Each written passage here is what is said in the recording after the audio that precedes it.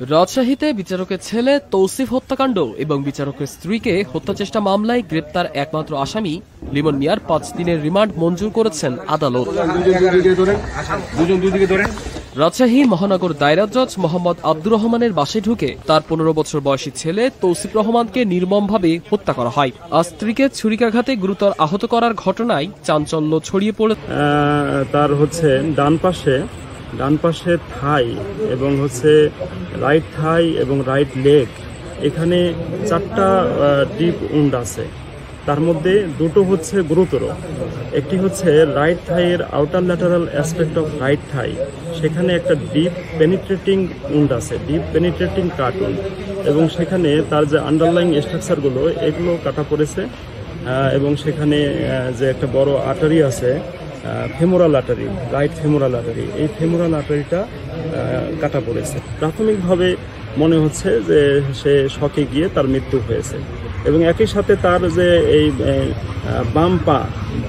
বাম লেগ, এই লেগে ইনার রেসপেক্টে একটা বাইট মার্ক আছে, একটা ওভাল শেপ গোল করে একটা বাইট মার্ক আছে।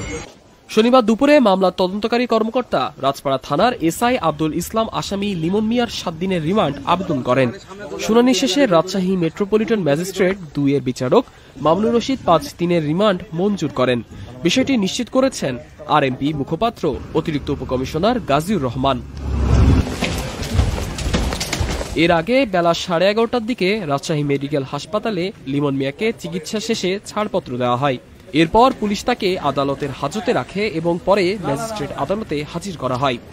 রিমান্ডে নিয়ে রাজপাড়া থানায় এই নৃশংস হত্যাকাণ্ডের প্রেক্ষাপট, উদ্দেশ্য এবং ঘটনার দিন কিভাবে বিচারকের বাসায় ঢুকেছিল এসব বিষয়ে জিজ্ঞাসাবাদ করবে পুলিশ। গত বৃহস্পতিবার বেলা 2:30টায় তেরখাদিয়া ডাবতলা এলাকায় বিচারকের বাসায় ঢুকে ছুরি দিয়ে তৌসিফকে হত্যা করে লিমন মিয়া।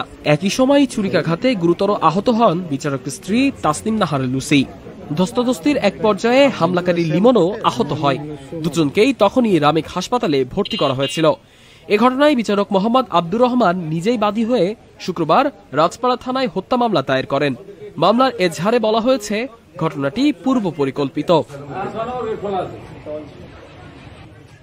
শুক্রবার রাতে জামালপুরের সরিষাবাড়ির গ্রামের বাড়িতে তৌসিফের জানাজা শেষে দাফন সম্পন্ন হয়। চাঞ্চল্যকর এই হত্যাকাণ্ডে পুরো এলাকায় নেমে এসেছে শোকের ছায়া।